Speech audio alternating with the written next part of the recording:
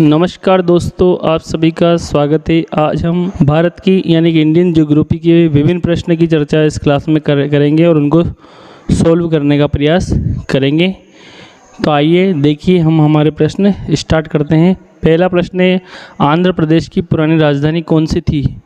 तो कुर्नूल आंध्र प्रदेश की पुरानी राजधानी थी। दूसरा प्रश्न है, सतपुड़ा की पहाड़ियाँ किस राज्य में हैं? तो ये सतपुड़ा की पहाड़ियाँ मध्य प्रदेश राज्य में हैं। तीसरा प्रश्न है, स्वतंत्रता से पहले कौन सा क्षेत्र काला पानी के नाम से जाना जाता था? तो अंडमान निकोबार द्वीप समूह को काला पानी के नाम से जाना जाता था। जयसमंद झील कहाँ स्थित है? तो जयसमंद झील राजस्थान में स्थित है। पांचवा प्रश्न है, कोलेरू झील कहाँ स्थित है? तो ये आंध्र प्रदेश में स्थित है। तो नेक्स्ट हमारा प्रश्न है छठवा, गोदावरी नदी का उद्गम स्थल कौन सा है? तो नासिक महाराष्ट्र गोदावरी नदी का उद्गम स्थल है। नासिक महाराष्ट्र से गोदावरी नदी का उद्गम हुआ है। सातवां प्रश्न है, तिरुचिरापल्ली किस नदी के किनारे बसा हुआ है? तो तिरुचिरापल्ली जो है वो कावेरी नदी के किनारे बसा हुआ शहर है। अगला है, फिरोजपुर किस नदी के किनारे बसा हुआ है? तो सतलज नदी के किनारे बसा हुआ है। नौवां प्रश्न है, सोकोवा किस नदी के किनारे बसा हुआ है? तो ब्रह्मपुत्र नदी के किनारे बसा हुआ है। वर्षा की सबसे अधिक विरलता कहाँ पाई जाती है? तो लेह में वर्षा की सबसे अधिक विरलता यानी सबसे कम वर्षा होती है। भारत की जलवायु को कैसी है? तो उष्णकटिबंधीय मानसूनी जलवायु है भारत की। भारतीय वन सर्वेक्षण का मुख्यालय कहाँ है? तो देहरादून में है। 13वां प्रश्न है, भारतीय वन सर्वेक्षण विभाग की स्थापना कब की गई? 1981 में भारतीय वन सर्वेक्षण विभाग की स्थापना की गई। भारत में चंदन की लकड़ी के वन सबसे अधिक कहाँ पाए जाते हैं? तो कर्नाटका में पाए जाते हैं चंदन की लकड़ी के वन। भारत के पश्चिमी घाट पर किस प्रकार की वनस्पति पाई जाती है? तो सदाहरित वनस्पति यानी कि सदाबहार वनस्पति भारत के पश्चिम घाट पर। छोटा नागपुर किस का नाम है? तो रांची के पठार को छोटा नागपुर का पठार के नाम से जानते हैं। दक्षिण भारत की सबसे ऊंची चोटी है कौन सी है? तो अन्नाईमुड़ी दक्षिण भारत की सबसे ऊंची चोटी है। अगला 18वां प्रश्न, दलदली एवं ज्वार भाटा वाले क्षेत्रों में पाए जाने वाले वनों को क्या कहते हैं? इन्हें मैंग्रोव वनस्पति कहते हैं, मैंग्रोव वन। वनों की दृष्टि से भारत के 3 राज्यों का अवरोही क्रम है।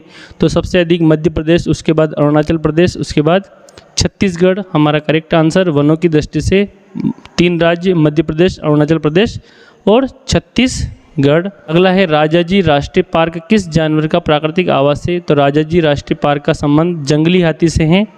अगला है, भारत का प्रथम तितली उद्यान कहाँ है? तो बन्नरघट्टा जैविक उद्यान बेंगलुरु में है प्रथम तितली उद्यान। बुक्सा बाग परियोजना भारत के किस राज्य में है? तो पश्चिम बंगाल में बुक्सा बाग परियोजना है। विश्व वन्यजीव कोष का प्रतीक क्या है? तो पांडा विश्व वन्यजीव कोष का प्रतीक है। अगला है 24वां प्रश्न, शेर परियोजना कब शुरू की गई? 1972 में। अगला है, बाघ परियोजना कब शुरू की गई? 1973 में बाघ परियोजना। घड़ियाल परियोजना कब शुरू की गई? 1974 में घड़ियाल परियोजना शुरू की गई। क्वेश्चन नंबर 26, घड़ियाल परियोजना। अगला है, गेंडा परियोजना कब शुरू की गई? तो ये 1987 में गेंडा परियोजना शुरू की गई थी। अगला है, हिम चीता परियोजना कब शुरू की गई? 1987 में। 29वां प्रश्न अपना, मगर प्रजनन परियोजना कब शुरू की गई? तो ये 1975 में मगर प्रजनन परियोजना शुरू की गई थी। अगला है, लाल पांडा परियोजना कब शुरू की गई? 1996 में लाल पांडा परियोजना शुरू की गई। अगला है 31वां प्रश्न, हाथी परियोजना कब शुरू की गई? 1991 में हाथी परियोजना शुरू की गई। टाइगर स्टेट किस राज्य को कहते हैं? तो मध्य प्रदेश को टाइगर स्टेट कहते हैं। 32वां प्रश्न, मध्य प्रदेश टाइगर स्टेट। अगला है, बांदीपुर राष्ट्रीय उद्यान कहाँ स्थित है? तो ये मैसूर कर्नाटक राज्य में स्थित है। कांवला वन्यजीव अभ्यारण्य कहाँ स्थित है? तो ये आंध्र प्रदेश में स्थित है कांवला वन्यजीव अभ्यारण्य। रोहिला राष्ट्रीय उद्यान कहाँ स्थित है? तो हिमाचल प्रदेश में स्थित है रोहिला राष्ट्रीय उद्यान।